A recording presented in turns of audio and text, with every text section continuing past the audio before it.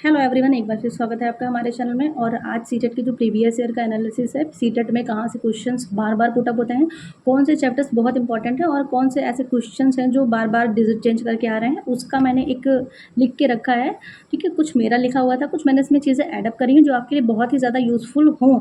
और जैसे होता है कि एक होता है कि पढ़ना तो सब कुछ है, लेकिन क्या ऐसी चीज़ें हैं जो आपको बहुत ज़्यादा ज़रूरी हैं पढ़नी। अगर इसके अलावा ये चीज़ें आप अगर नहीं पढ़ेंगे तो मतलब एक होता है ना, आप लॉस में चले जाएंगे। तो वो चीज़ें मैंने लिख के रखी हैं कि बाकी आप हल्का हल्का भले पढ़ लीजिए, लेकिन जो मैंने ये चीज़ें अभी लिखी हैं, बार बार यहीं से क्वेश्चंस आएंगे, डेफिनेटली आएंगे। तो वो चैप्टर्स मैंने लिखे हैं, तो ये आपके लिए बहुत ही ज़्यादा यूज़फुल आज का वीडियो होने वाला है। तो इसको बिना स्किप किए आप पूरा अंत तक ज़रूर देखें। तो जैसा कि आप देख पा रहे हैं, यहाँ पे मैंने इंपॉर्टेंट चैप्टर फॉर सीटेट लिख के रखा है। और सबसे पहला इसमें है त्रियामी आकृतियाँ, 3 डायमेंशन शेप्स। तो यहाँ से मैंने दो से तीन क्वेश्चन लिख रखे हैं। आप मान के चलिए एक से दो क्वेश्चंस आपको ज़रूर देखने को मिलते हैं यहाँ से। घन, घनाभ, गोला, बेलन। ठीक, जैसे यही क्वेश्चन पूछ दिया कि इनमें से कौन सी त्रियामी आकृतियाँ हैं, तो आपको बताना होगा और ऑप्शन दिया होगा। वहाँ पे सिर्फ एक ऐसा मिस कर देते हैं, तो थोड़ा सा ज़्यादा दिमाग लगाना पड़ता है, इसलिए आपको जानना ज़रूरी है, नहीं तो आपका क्वेश्चन गलत होने के चांसेस ज़्यादा रहते हैं। त्रिभुज, आयत, वर्ग और चतुर्भुज, यहाँ से क्वेश्चन मुझे लग रहा है 2 से 3 क्वेश्चन आपको देखने को ज़रूर मिलेंगे। पहला तो क्वेश्चन हो सकता है कि जैसे पूछ दिया जाएगा कि अगर एक आयत है और उसकी भुजाओं को दोगुना कर दिया जाए तो क्षेत्रफल पे क्या फ़र्क पड़ता है। और एक क्वेश्चन इस तरह से पूछ दिया जाता है कि जो है, क्या एक त्रिभुज आयत होता है, क्या चतुर्भुज वर्ग होता है। इस तरह से क्वेश्चन मतलब पूछ देते हैं। तो ये चीज़ें, इनकी प्रॉपर्टीज़ आपको जाननी होंगी कि आयत जो है वो क्या वर्ग हो सकता है, आयत एक समकोण क्या होते हैं, किसके कोण बराबर होते हैं, और क्या एक वर्ग आयत होता है। इस तरह से क्वेश्चंस इसमें बनते हैं, तो आपको इनकी प्रॉपर्टीज़ अच्छे से पढ़नी होंगी, नहीं तो वहाँ पे क्वेश्चंस गलत होने के चांसेस हो जाते हैं। और जैसा कि है कि एक जो जितने वर्ग होते हैं सभी आयत होते हैं, क्योंकि आयत के लिए जो सामने की जो है भुजाएं बराबर होनी चाहिए, तो वर्ग की चारों भुजाएं बराबर होती हैं, इसलिए वर्ग भी एक आयत है। इस तरह से क्वेश्चन आते हैं, तो ये आपको अच्छे से ना तैयार कर लेना है। जैसे कि इसमें क्वेश्चन यहाँ पे मैंने लिख रखा है, एक पतंग के सम्मुख कोण बराबर हो तो वह क्या बन जाती है। अब यहाँ पे आपको ऑप्शन दिया होगा, आयत बन जाती है, समचतुर्भुज बन जाती है, वर्ग बन जाती है, या खाली चतुर्भुज बन जाती है।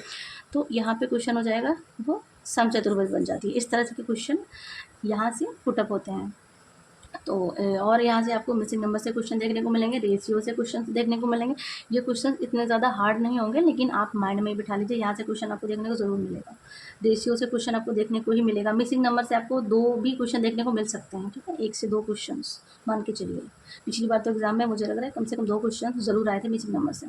नंबर सिस्टम, तो नंबर सिस्टम से आपको 2 से 3 क्वेश्चन भी देखने को मिल जाएंगे यहाँ से। और क्वेश्चन कैसे आते हैं, नॉर्मली ऐसे क्वेश्चन आ गए, जैसे कि क्वेश्चन आता है 100 में एक पूर्ण संख्या जोड़ी जाए, घटाई जाए तो दोनों का योग कितना हो गया। और किसी संख्या में एक, जैसे यही आ गया कि एक प्राकृतिक संख्या जोड़ी या घटाई जाए तो योग कितना हो गया, या फिर इनका जो है घटाने पर कितना योग होगा या जोड़ने पर कितना योग होगा। इस तरह से क्वेश्चन आएंगे, तो आपको पहले तो पता होना चाहिए कि पूर्ण संख्या क्या होती है।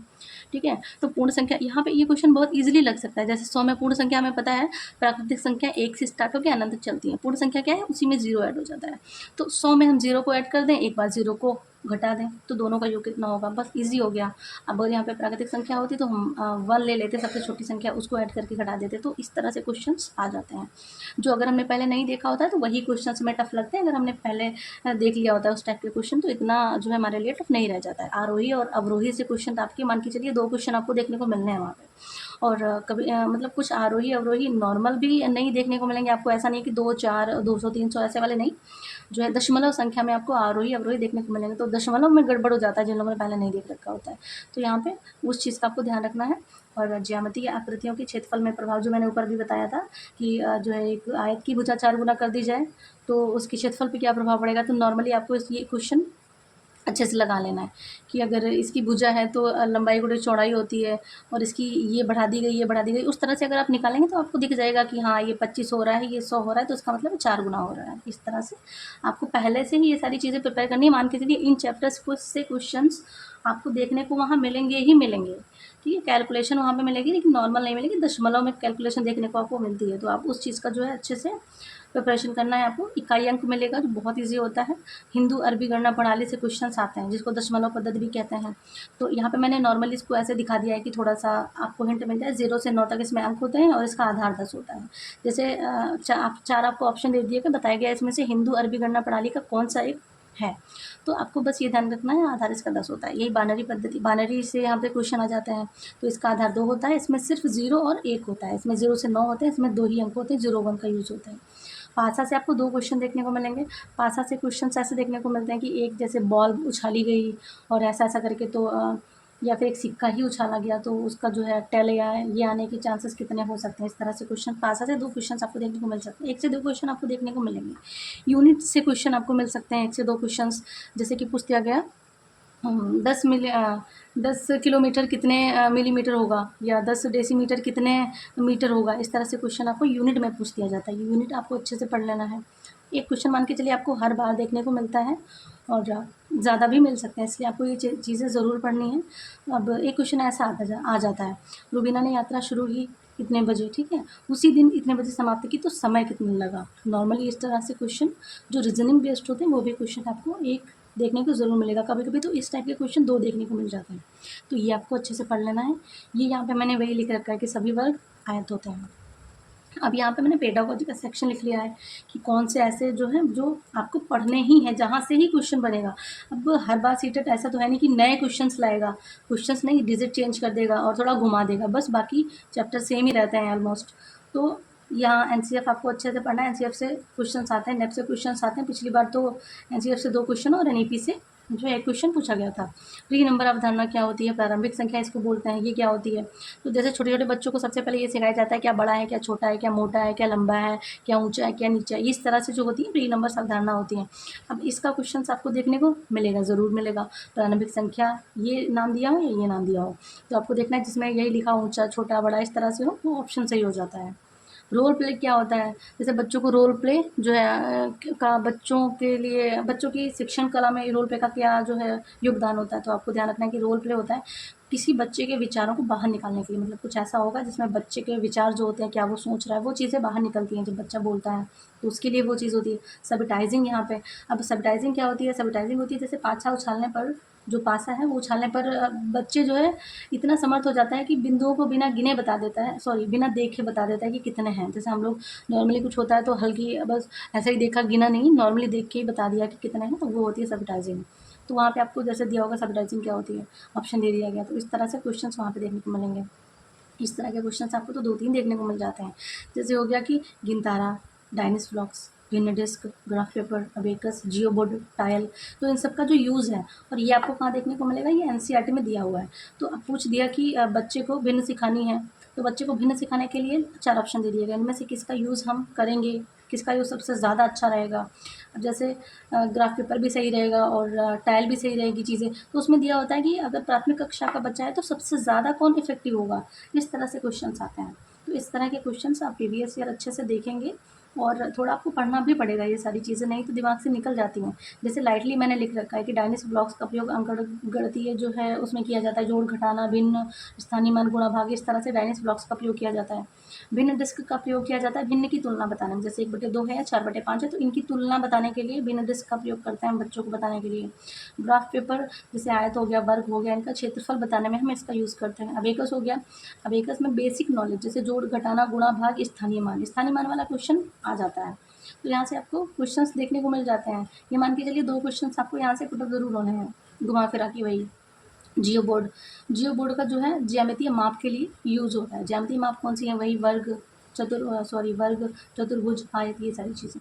टाइल का भी यूज़ होता है आयत का क्षेत्रफल बताने में, या फिर वर्ग, आयत, जो ज्यामितीय रचनाएं होती हैं, आकृतियाँ होती हैं, उनका क्षेत्रफल बताने में टाइल का यूज़ होता है। अब यहाँ पे आ गया यही भिन्न के बीच की तुलना बताने के लिए किसका प्रयोग होता है, वही भिन्न डिस्क का। मैंने क्वेश्चन लिख रखा है, इस टाइप से पूछ दिए जाते हैं। और जैसे ये क्वेश्चन आपको ध्यान रखना है कि गणित की प्रकृति कैसी होती है। तो पहली बात तो है गणित की प्रकृति कैसी होती है, तर्क पे आधारित होती है। तर्कात्मक होती है, जो मैंने यहाँ पे नहीं लिखा। सृजनात्मक भी होती है, कल्पनात्मक होती है, निगमनात्मक, विवेचन पर आधारित होती है, ठीक है। क्योंकि यहाँ पे नियम होते हैं, उसी के अकॉर्डिंग क्वेश्चंस लगते हैं। ऐसा नहीं है कि हम एक चीज़ को, हाँ हम ये भी है कि हम एक क्वेश्चन को बहुत सारे टाइप से बता सकते हैं, लेकिन रूल्स भी होते हैं इसमें, रूल्स फॉलो होते हैं इसमें। तो इसलिए ये क्या हो गया, निर्माणात्मक विवेचन पर आधारित है। ये चीज़ आपको माइंड में बिठा लेनी है। अब जैसे इस तरह के क्वेश्चंस आपको आ जाते हैं, हर बार आएंगे कि जो सब्जी बेचने वाले या दुकानदार होते हैं, हो सकता है यहाँ पे लिख दे कि एक आलू बेच रहा है, उसकी जो गणना है वो क्या बच्चे के लिए हेल्प करेगी या नहीं। तो आपको याद रखना है, जो ये व्यापारी लोग होते हैं तो इनकी जो गणित है, जो ये लोग गणित यूज़ करते हैं, ये बहुत ही ज़्यादा इफेक्टिव मानी जाती है, बहुत ही अच्छी मानी जाती है। ये आपके माइंड में वैकल्पिक तरीकों को विकसित करती है। तो ये कुछ चीज़ें हैं जो बहुत ज़रूरी हैं, इन्हीं को घुमा फिरा के क्वेश्चन पूछे जाते हैं। जैसे भारतीय प्रश्न हो गए, तो जो स्टार्टिंग की कैलकुलेशंस होती हैं वो भारतीय प्रश्नों के थ्रू आती हैं। तो आपको एक बार ये सारी चीज़ें लिख के, और अगर आप एक पेज में ही इतना नोट्स बना लोगे बहुत छोटा छोटा, तो भी आपके काम आ जाएगा। जैसे मैंने पिछले जो नोट्स बनाए थे वहाँ से कुछ क्वेश्चन पुटअप किए, कुछ और भी मैंने देखे कि किस टाइप के क्वेश्चन बार बार आ रहे हैं, तो उससे मैंने ये सारी चीज़ें यहाँ पर लिखी हैं, जिससे कि आपके लिए बहुत ही ज़्यादा यूज़फुल है। और आपको पढ़ना है जैसे मानक संदर्भित और मानदंड संदर्भित, ये क्या होता है, इनमें अंतर क्या होता है। क्योंकि ऑप्शन में ऐसा होता है कि 3 में पता लगे मानक संदर्भित दे दिया गया और 1 में मानदंड संदर्भित दे दिया गया, तो बोला गया कौन सा ज़्यादा इफेक्टिव होता है। इस तरह से क्वेश्चन होते हैं। तो आपको ध्यान रखना है, मानक संदर्भ भी बहुत अच्छा नहीं माना जाता है स्टैंडर्ड वाला। इसमें क्या होता है कि कंपेयर कहीं न कहीं होती है और बच्चे को ग्रेड वेड दिए जाते हैं कि दूसरे बच्चे की तुलना में वो कहाँ पे ऐसा-ऐसा करके है।